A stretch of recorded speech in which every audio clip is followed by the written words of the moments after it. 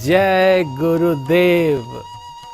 भगवान की अनंत कृपा से संपूर्ण विश्व अलौकिक आनंद, उत्सव और प्रभु कृपा से सभी प्रसन्न चित्त हैं। और यह प्रसन्नता क्यों न बनी रहे? परमात्मा की कृपा जो सब पर है। भगवान की कृपा को प्रत्यक्ष अनुभव करने के लिए उनकी कथाएं, उनका नाम एक प्रकाश स्तंभ की तरह होते हैं, जिसकी छत्र छाया में हमें प्रत्यक्ष और अप्रत्यक्ष बोध होता रहता है। आज हम लोग एकादशी की पुनीत पावन कथा के संदर्भ में जिस कथा का स्मरण करने जा रहे हैं वह चैत्र मास के कृष्ण पक्ष की पाप मोचिनी एकादशी है।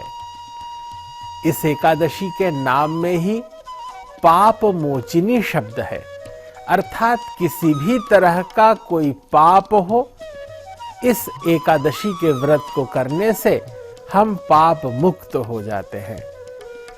चैत्र मास के कृष्ण पक्ष की इस पुनीत एकादशी की पावन कथा का स्मरण कर धर्मराज युधिष्ठिर भगवान श्री कृष्ण से संवाद करते हुए कहते हैं कि मुझे ऐसा कोई उपाय बताइए जिससे अंतःकरण शुद्ध हो सके। शरीर कृत और मानसिक दोनों प्रकार के अपराधों से हम कैसे मुक्त हो सकते हैं? इस प्रश्न पर भगवान श्री कृष्ण जनार्दन मुस्कुराते हुए कहते हैं कि एक बार चक्रवर्ती नरेश मांधाता के पूछने पर महर्षि लोमश ने उनको यह कथा सुनाई थी।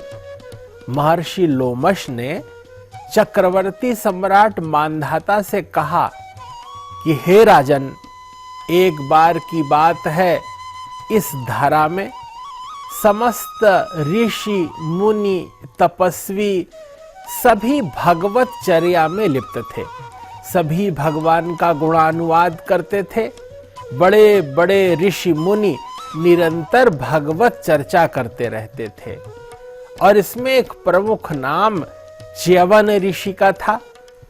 च्यवन ऋषि साक्षात भगवान की कृपा स्वरूप थे। उनका शरीर भी भगवान की कृपा से नूतन हो गया था। और उनके जो चिरंजीव थे, उनके पुत्र जिनका नाम मेधावी था, वे महर्षि मेधावी भी बड़ी उग्र तपस्या कर रहे थे, ब्रह्मचर्य व्रत का पालन कर रहे थे। नितांत शांत एकांत में भगवत चिंतन मनन करते हुए वे निरंतर नारायण स्मृति में ही निमग्न रहा करते थे। एक बार की बात है, उस चैत्र रथ वन के बहुत ही निकट, लगभग 1 कोस दूर पर मंजू घोषा नाम की एक अप्सरा आई और उसने नृत्य और गान प्रारंभ किया।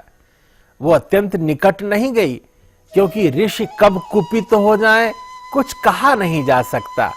मेधावी ऋषि के निकट जाकर अगर वह कुछ उद्यम करती तो उसके अनिष्ट होने की आशंका थी। लेकिन मंजू घोषा ने अत्यंत चतुराई के साथ इतनी दूरी पर, जहां से केवल स्वर आ सके, वहां पर उसने वीणा वादन प्रारंभ किया। सुमधुर वीणा के निनाद का श्रवण करते ही ऋषि पुत्र निरंतर उस ओर इस तरह खींचे गए जैसे कोई भ्रमर पुष्प की सुगंध का सानिध्य करते हुए पुष्प तक पहुंच जाता है। महर्षि मेधावी उस एकांत वन में मंजू घोषा नाम की उस अप्सरा के निकट पहुंच गए और निरंतर वीणा वादन का श्रवण करते रहे। और श्रवण करते करते ही वे मुग्ध हो गए। उस समय कामदेव इत्यादि देवताओं के महर्षि मेधावी का ज्ञान, मान और उसका भान विस्मृत हो गया। महर्षि मेधावी सदाचार का लोप मानो हो गया हो, उनके अंतःकरण से लोक लाज निकल गई। वे प्रातः, संध्या, मध्याह्न, रात्रि इन वेलाओं का जैसे विस्मरण हो गया हो। उन्होंने मंजू घोषा को देख करके उसकी निकटता प्राप्ति की।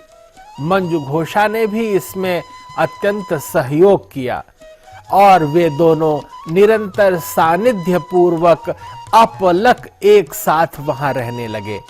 और रहते रहते बहुत काल बीत जाने के बाद मंजू घोषा ने एक दिन कहा कि हे ऋषिवर, मुझे आज्ञा दें, मैं स्वर्ग लोक की ओर प्रयाण करूं। तब मेधावी ऋषि कहते हैं कि अरे, प्रातः काल तो हो जाने दो, प्रातः काल की संध्या तो आ जाने दो, तुम अभी से कहां जा रही हो? उस समय मंजू घोषा कहती है, हे ऋषिवर, आप ध्यान दें, इस प्रकार आपके सानिध्य का लाभ मुझे अनेक वर्षों से हो रहा है। हम लोग इस तरह विगत कई वर्षों से हैं। मेधावी ऋषि मानो उनकी आंख से मोह माया का पर्दा हटता है और वे विचार करके गणना करने लगते हैं। तब वे पाते हैं कि इस तरह सानिध्य पूर्वक साथ साथ रहते मंजू घोषा ने 57 वर्ष बिता दिए हैं। महर्षि मेधावी अत्यंत क्रोधित हो जाते हैं, क्योंकि ब्रह्मचर्य ही उनका व्रत था, तपस्या जिसका मूल था, परमात्मा का मिलन जिसका ध्येय था। अपने जीवन के इस मार्ग से च्युत हो जाने के कारण उनके अंतःकरण में क्षोभ उत्पन्न हो गया। अपार क्रोध के वशीभूत महर्षि मेधावी चित्त उनका व्याकुल हो गया और उन्होंने शाप देते हुए मंजू घोषा को कहा कि पापिनी, तू पिशाचिनी हो जा, तूने मेरा ब्रह्मचर्य व्रत खंडित किया और निश्चय ही तेरे इसके मूल में कुत्सित भावना थी। इस प्रकार महर्षि मेधावी के शाप देने के बाद मंजू घोषा अत्यंत विनत भाव से हाथ जोड़े खड़ी रही और उसने बार बार ऋषिवर से प्रार्थना की कि भगवान, मुझे इस पाप मोचन का उपाय बताएं। हे प्रभु, यदि हम किसी से 7 पग साथ साथ चलते हुए भी अगर संवाद कर लेते हैं, थोड़ी भी चर्चा कर लेते हैं, तो वो मित्र बन जाता है, वह सहयोगी बन जाता है। सत्पुरुषों के बीच मैत्री की यही कसौटी होती है कि वे थोड़ा भी सानिध्य प्राप्त करते हैं तो गुण निकट आने लगते हैं। महर्षि मेधावी का क्रोध शांत हो गया। उन्होंने अत्यंत हृदय में विचार करते हुए इसके सानिध्य का भाव, इसकी मुक्ति की कामना तथा इसके प्रायश्चित्त के स्वभाव को ध्यान में रखकर उन्होंने बताया कि मंजू घोषा, तुम चैत्र मास के कृष्ण पक्ष की एकादशी का व्रत करो। यह पाप मोचनी एकादशी है। निश्चय ही तुम इसके व्रत के प्रभाव से जो तुम्हें शाप मिला है, तुम पिशाचिनी हो गई हो, इससे तुम्हारी मुक्ति होगी। और सचमुच मंजू घोषा नाम की वह अप्सरा चैत्र मास के कृष्ण पक्ष की एकादशी पे यह व्रत करती हैं। वहीं महर्षि मेधावी अपने पिता च्यवन के आश्रम में पहुंचते हैं। महर्षि च्यवन भी कहते हैं कि पुत्र, तुमसे यह अनुचित हो गया। महर्षि मेधावी भी पिताजी की आज्ञा से चैत्र मास के कृष्ण पक्ष की इस पाप मोचनी एकादशी में व्रतोपवास रखते हैं और इसके फल के प्रभाव से यह पाप नाशक उपाख्यान सुन लेने मात्र से, इसको सुनाने से अथवा इसके प्रसार करने से वे पाप मुक्त हो गए। और प्रत्येक व्यक्ति जो इसका प्रसार करता है वह पाप मुक्त हो जाता है। किसी से यदि भूलवश ब्रह्म हत्या जैसे जघन्य पाप हो गए हों, गौ हत्या हो गई हो अथवा अन्य दूषित कर्म हो गए हों, किसी भी प्रकार की मलिनता जीवन में बार बार बाधित कर रही हो, तो व्यक्ति को इस पाप मोचनी एकादशी के दिन प्रातःकाल उठकर भगवान भुवन भास्कर को प्रणाम करते हुए, नित्य नैमित्तिक कर्म करते हुए भगवान का नाम लेना चाहिए, विष्णु सहस्रनाम का पाठ करना चाहिए, भगवत चर्चा, संत सन्निधि और देव दर्शन करना चाहिए। रात्रि जागरण करते हुए भोजन प्रसाद ग्रहण नहीं करना चाहिए और द्वादशी के दिन प्रातःकाल सूर्य नारायण को प्रणाम कर सरोवर नदी में स्नान करके भगवान का पूजन करके फिर आहार लेने से चित्त में शुचिता आती है, जीवकृत पाप कर्मों का पटाक्षेप हो जाता है। संपूर्ण पापों को दूर कर देने वाली, सुख सौविध्य प्रदान कर देने वाली, जीवन में अनंत ज्ञान का प्रकाश कर देने वाली यह पाप मोचनी एकादशी भगवान विष्णु को परम प्रिय है। भगवान भाव चाहते हैं और वे अंतःकरण का भाव देखते हैं। यह संसारी संबंध केवल क्रिया को देखता है, अर्थात हम परमात्मा के साथ शिष्टता का व्यवहार करते हैं, उनके पाद सेवन, पाद्य, अर्घ्य, नैवेद्य इत्यादि का क्रम पूर्वक विवेचन करते हैं और वैसी ही प्रस्तुति करते हैं। किंतु परमात्मा तो केवल भावग्राही हैं, वे भाव को ग्रहण करते हैं। लेकिन जो संसारी संबंध हैं, ये शरीरगत संबंध हैं, ये संपूर्ण शिष्टाचार देखते हैं। मन से हमारा किसी के प्रति क्या भाव है, इसको लोग नहीं देखते। हमारे शिष्टाचार में त्रुटि होने पर उन्हें वह अपमान लगता है और उसका परिणाम भोगना पड़ता है। इसलिए अपने हृदय में परमात्मा को स्थापित कर हृदय में केवल नारायण को स्थान दें। सांसारिक संबंध विवेक पूर्वक बुद्धिगत रहते हुए हमें निर्वाह बुद्धि से करना चाहिए।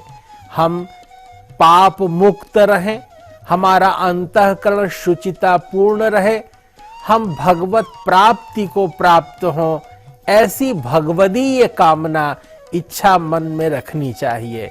पूज्य महर्षि महेश योगी जी ने अपने कृत संकल्प से संपूर्ण भूभाग में वेद भगवान का वैदिक वांग्मय का प्रचार प्रसार किया और उसी क्रम में ब्रह्मचारी डॉक्टर गिरीश जी प्रत्येक व्यक्ति की चित्त चेतना तक वैदिक ज्ञान परंपरा का पोषण कर रहे हैं। हम सब भारतीय सनातन संस्कृति, वैदिक परंपराओं और इन सिद्धांतों का अपने जीवन में अनुपालन करते हुए संपूर्ण जगत में सतोगुणी चेतना का विकास कर रहे हैं। इस संपूर्ण विश्व में शांति हो, सबके अंतःकरण में समरसता हो, चित्त में अनुकूलता हो, संपूर्ण जगत प्रासादिक बने, सर्वविध मंगल हो। परमात्मा सर्वत्र विद्यमान है। भगवान का यह स्वभाव है कि वे सर्वत्र हैं, व्यापक हैं। हरि व्यापक सर्वत्र समाना। भगवान नारायण हरि व्यापक हैं, वे सर्वत्र हैं और समान रूप से हैं। जैसे इस ब्रह्मांड में वायु व्यापक है, सर्वत्र है और समान रूप से है, लेकिन प्रेम ते प्रकट हो ही मैं जाना। परमात्मा प्रेम से प्रकट हो जाते हैं। उसी तरह हमारे अंतःकरण में भारतीय संस्कृति अनुप्राणित है। हमारी चित्त चेतना में वह भगवदीय सत्ता निवास करती है। हम परमात्म सत्ता का ही दर्शन करें, उसका ही चिंतन करें, उसका ही प्रबोधन करें और हमारी निकटता मात्र से सभी के अंतःकरण में शुचिता, पावित्र्य और अनंत आह्लाद और आनंद रहे। इसी शुभ भावना के साथ सभी के जीवन में मंगल कामना के साथ आप सभी को जय गुरुदेव, जय महर्षि।